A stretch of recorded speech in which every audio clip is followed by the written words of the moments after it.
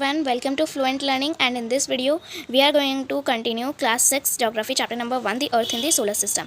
तो इसका part 1 and part 2 मैं ऑलरेडी अपलोड कर चुकी हूँ बना के, आप उसे पढ़ सकते हैं, आप उस वीडियो को देख सकते हैं जाके मेरे चैनल पे पार्ट 1 एंड पार्ट 2। उसमें हमने आधे से ज़्यादा चैप्टर कवर कर लिया है एंड इस पार्ट में हम अगर हो सके तो हम ये बॉक्सेस भी कवर कर लेंगे एंड आज हम कंटिन्यू करेंगे दी मून से।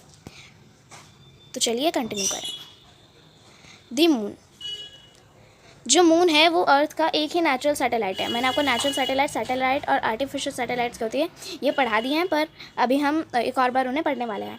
जो अर्थ है उसकी एक ही नेचुरल सैटेलाइट है जो कि है moon. Okay, its diameter is only 1/4 that of the earth. मतलब जो मून का डायमीटर है, डायमीटर होता है ये जो मैंने रेड सा मार्क किया ना, तो ये होता है डायमीटर। ओके, तो जो अर्थ का डायमीटर है वो अगर आप उसका 1/4 पार्ट निकालो तो वो मून का डायमीटर निकलेगा। ओके, तो अर्थ जो मून का डायमीटर है वो 1/4 पार्ट है अर्थ के डायमीटर का। ओके, वो हमें इसलिए बड़ा और इतना मतलब क्लियर दिखाई देता है क्योंकि वो अर्थ से पास है कंपेयर करें अगर हम किसी और सेलेस्टियल बॉडी से। पर जो मून है वो है 3,84,400 किलोमीटर दूर अर्थ से। ठीक है, तो हुआ ना, मतलब सन से अगर आप कंपेयर करो तो मून हमारे अर्थ से कितना ज़्यादा पास है, तो इसलिए वो हमें ज़्यादा बड़ा और इवन दिखाई देता है, मतलब ज़्यादा बड़ा और अच्छे तरीके से दिखाई देता है। जो मून है वो अर्थ के अराउंड घूमना 27 डेज़ में कंप्लीट करता है और वो अपनी एक्सिस पे स्पेंड करना भी 27 डेज़ में ही कंप्लीट करता है। अब इसकी वजह से कि वो अपनी रोटेशन और रिवोल्यूशन एक ही टाइम पीरियड में ख़त्म कर रहा है, उसकी वजह से क्या होता है कि हमें मून की बस एक ही साइड दिखाई देती है। ओके, देखो ये जैसे अर्थ है एंड ये मून के आसपास का मून का ऑर्बिट है, तो मून इधर घूमते जा रहा है और वो अपनी एक्सिस पे भी सेम ही टाइम पे स्पेंड कर रहा है। तो जब घूमता जाएगा तो उसके अलग फेजेस दिखेंगे, और जब स्पिन भी साइड बाय साइड करे जा रहा है वो, तो क्या होता है कि उसकी एक ही साइड हमें विजिबल होती है अर्थ पर और उसकी दूसरी साइड हमें विजिबल होती ही नहीं है। और जो अभी रिसेंटली जो चंद्रयान 3 मिशन हुआ था वो भी उसकी जो उसकी मून की साउथ साइड है जो हमें विजिबल नहीं होती, उसी पर उसे उतारा गया था ताकि उस पार्ट को हम स्टडी कर सकें। The moon does not have conditions favourable for life. मतलब जो मून है उस पर हम जिंदा नहीं रह सकते। क्यों नहीं जिंदा रह सकते? क्योंकि ना उधर ऑक्सीजन है, ना उधर पानी है, ना प्लांट्स है, ना एनिमल है, कुछ भी नहीं है उधर। तो हम कैसे जिंदा रहेंगे उधर? मून पे क्या है? फिर क्या है मून पे? उधर मून पे माउंटेन्स हैं, उधर प्लेन्स हैं, प्लेन एरिया भी है उधर कहीं पे, और वहाँ पे डिप्रेशंस भी है। डिप्रेशन मतलब गड्ढे भी हैं। ऐसे अगर आप चलते जाओ तो उधर गड्ढा आ जाएगा अचानक से, बहुत सारे मतलब गड्ढे बने हुए हैं। तो आपको जैसा दिखाई देता है ना फोटो वगैरह में कि मून एकदम ऐसे सर्कल है, उसमें कुछ गड्ढे वगैरह नहीं है, कोई एक दाग नहीं है, तो ऐसा नहीं होता। अगर आप मून को पास से जाके देखो तो उसका सरफेस जो है वो बिल्कुल प्लेन बिल्कुल भी नहीं है, वो बहुत ज़्यादा इर्रेगुलर है। कहीं पे आपको रियली प्लेन्स दिख जाएंगे, पर वहाँ पे ज़्यादातर गड्ढे और माउंटेन बने हुए हैं। ओके, अभी देखिए सैटेलाइट्स क्या होते हैं। Satellite is a celestial body that moves around the planets in the same way as the planets move around the sun. मतलब एक सैटेलाइट एक ऐसे सेलेस्टियल बॉडी है, वो आर्टिफिशियल भी हो सकती है और नेचुरल भी हो सकती है। नेचुरल जैसे कि मून, ठीक है। तो एक सैटेलाइट वो सेलेस्टियल बॉडी होती है जो एक पर्टिकुलर प्लैनेट के अराउंड चक्कर लगाती है। जैसे प्लैनेट जो होते हैं वो सन का चक्कर लगाते हैं, वैसे ही सैटेलाइट भी एक प्लैनेट का चक्कर लगाती है। जैसे मून अर्थ का चक्कर लगाता है, इसलिए वो भी एक नेचुरल सैटेलाइट है। जो ह्यूमन मेड सैटेलाइट होती है वो क्या होती है? एक आर्टिफिशियली बनी होती है, साइंटिस्ट के द्वारा बनाई जाती है ताकि वो इन्फॉर्मेशन गैदर मतलब इकट्ठा कर सकें। गैदर का मतलब इकट्ठा करना। तो साइंटिस्ट जो होते हैं वो ये आर्टिफिशियल सैटेलाइट्स बनाते हैं, ह्यूमन मेड जो कि आर्टिफिशियल होती है, बॉडी होती है। और ताकि क्यों बनाते हैं वो? ताकि वो इन्फॉर्मेशन इकट्ठा कर सके यूनिवर्स के बारे में, स्पेस के बारे में, और कम्युनिकेशन मतलब जो टीवी प्रोग्राम आप देखते हो और जो रेडियो जो प्रोग्राम आप देखते हो तो सुनते हो, मतलब तो वो सारे रेडियो टीवी प्रोग्राम्स कैसे आता है आपके पास? वो सैटेलाइट्स की वजह से ही आते हैं, सैटेलाइट्स ही करते हैं वो। It is carried by rocket. मतलब जो सैटेलाइट है उन्हें एक रॉकेट में भर के उड़ाया जाता है एंड फिर उन्हें जो अर्थ के ऑर्बिट है, अर्थ के ऑर्बिट में ले जाके छोड़ दिया जाता है। ऑर्बिट क्या होता है ये भी हमने पढ़ा हुआ है, मतलब एक पर्टिकुलर पाथ जिस पे जो प्लैनेट्स हैं वो घूमते हैं या फिर कोई भी सेलेस्टियल बॉडी चक्कर लगाती है किसी चीज़ का। ओके, तो फिर अर्थ के ऑर्बिट में जाके छोड़ दिया जाता है उन सैटेलाइट्स को। Some of the Indian satellites in space are INSA, IRS और EDUSAT एटसेट्रा। ठीक है, तो ये सारे सैटेलाइट्स का नाम है, इंडियन सैटेलाइट्स का नाम है, तो ये आपको लर्न करना है।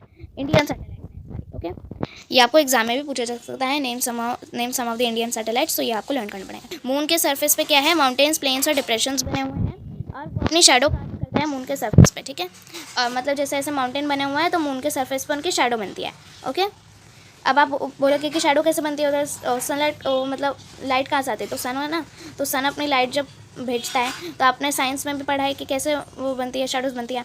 तो सन अपनी लाइट भेजता है, उधर माउंटेन आ जाता है, तो माउंटेन अपनी शेडो को बना देता है मून के सरफेस पर, ठीक है। तो ये सारी चीज़ें अब हमने पढ़ी।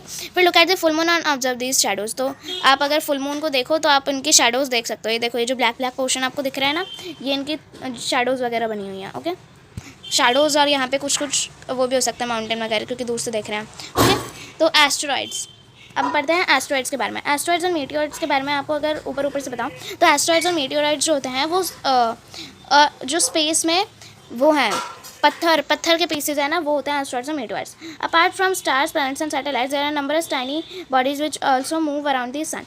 मतलब सन के अराउंड स्टार्स, प्लैनेट्स और सैटेलाइट्स तो घूमती ही हैं, पर एक और भी छोटी छोटी जो बॉडीज़ हैं वो घूमती हैं सन के अराउंड, और वो क्या है, उन बॉडीज़ को हम कहते हैं एस्टेरॉइड्स। ये होती है एक एस्टेरॉइड की फ़ोटो दी हुई है हमें।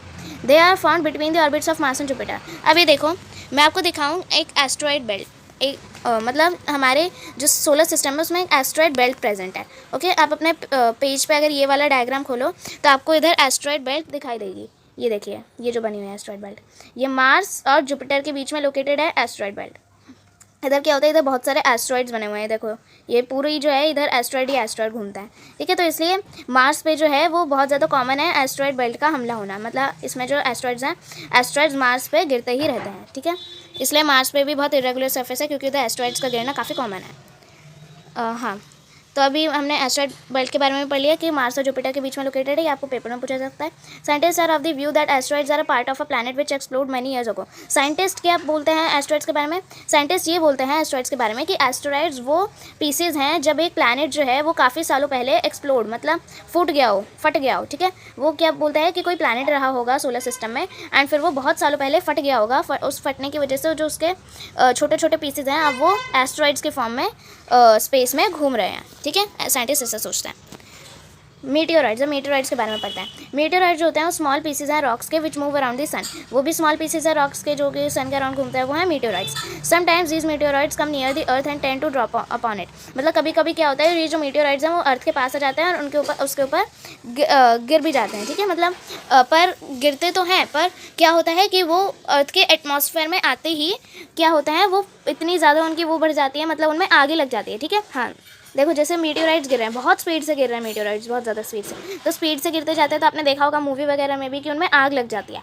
आग लगने की वजह से क्या होता है कि फिर वो वहीं पे एटमॉस्फेयर में ही जल जाते हैं एंड हमारी अर्थ तक पहुँच नहीं पाते, ठीक है। It causes a flash of light. अब वो फिर ऐसे टूटता तारा जैसे आप कहते हो ना कि तो वो मीटियोराइड्स ही होता है, टूटता तारा जैसे हम कहते हैं। तो वो क्या होता है टूटते तारे में कि मीटियोराइड्स जो होते हैं वो आ रहे होते हैं अर्थ के ऊपर हिट होने के लिए, पर क्या होता है वो पहले ही जल जाते हैं, अपनी इतनी फ्रिक्शन उनमें होती है, मतलब इतनी ज़्यादा ज़ोर से, इतने ज़्यादा फोर्स से वो आ रहे होते हैं कि उनमें पहले ही आग लग जाती है और वो क्या होते हैं, वो पीसेज में बिखर जाते हैं, फट जाते हैं वो फिर, ठीक है, और अर्थ तक पहुँच नहीं पाते। तो इसे हम एक टूटता तारा कहते हैं, जिसमें से एक ऐसा फ्लैश ऑफ लाइट निकलती है। Sometimes a meteoroid which being completely burn falls on the earth and creates a hollow. अब क्या होता है, एक जो मीटियोराइड होता है कभी कभी क्या होता है वो मीटियोराइड्स अच्छे से जलता नहीं है और उसकी वजह से क्या होता है वो अर्थ पे गिर जाता है और एक गड्ढा बना देता है, ठीक है। Do you see a whitish broad band like a white glowing path across the sky on a clear starry night. मतलब कि आपने एक वाइट कलर का बैंड टाइप कुछ देखा है, वो मतलब आपने कभी ऐसा नोटिस किया है कि एक क्लियर स्काई हो और उसमें आपको ऐसा वाइट बैंड टाइप कुछ दिख रहा हो, तो वो क्या होता है, it is a cluster of millions of star. मतलब वहाँ पे क्या होता है, बहुत सारे जो स्टार्स हैं उनका एक क्लस्टर टाइप बना होता है। This band is the milky Way Galaxy. मतलब इस बैंड को हम क्या कहते हैं, ये है मिल्की वे गैलेक्सी। इधर बहुत सारे स्टार्स हैं। स्टार्स क्या होते हैं वो भी मैंने आपको बताया हुआ है पार्ट 1 पार्ट 2 में। तो ये क्या है, बहुत सारे स्टार्स हैं और ये है Milky Way galaxy, okay. Our solar system is a part of this galaxy. हमारा जो सोलर सिस्टम है वो भी इस गैलेक्सी का ही पार्ट है। एंशियंट इंडिया में, मतलब पहले के इंडिया में, it was imagine to be a river of light flowing in the sky, thus it was named Akashganga. मतलब पहले के टाइम की जो इंडिया थी उसमें क्या माना जाता था, उसमें ये माना जाता था कि ये जो है, जो मिल्की वे गैलेक्सी ये है, इन्हें वो कहते थे कि ये एक लाइट की गंगा, मतलब एक लाइट की रिवर है, ठीक है, जो कि स्काई में फ्लो कर रही है। वो सोचते थे कि ये कोई रिवर है जिसमें से लाइट निकल रही है और वो स्काई में बह रही है, तो इसलिए उसे क्या नाम दिया गया, आकाश गंगा, ओके। तो एंशियंट इंडिया में मिल्की वे गैलेक्सी को एक रिवर माना जाता था, इसलिए उसका नाम आकाशगंगा रखा गया। A galaxy is a huge system of billions of stars and clouds of dust and gases. मतलब एक गैलेक्सी क्या है ये लर्न कर लीजिए कि जो गैलेक्सी है वो क्या होती है। एक गैलेक्सी एक बड़ा सा सिस्टम होता है जिसमें बहुत सारे बिलियंस ऑफ स्टार्स होते हैं, क्लाउड होते हैं, डस्ट के क्लाउड होते हैं और गैसेज होती हैं, वो एक गैलेक्सी बनाती है।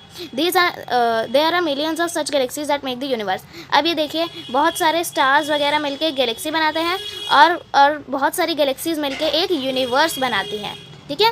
It is difficult to imagine how big the universe is. अब ये बहुत ज़्यादा डिफिकल्ट होगा ये आपके लिए इमेजिन करने को कि कितना बड़ा यूनिवर्स, आप सोच भी नहीं सकते कितना बड़ा यूनिवर्स है।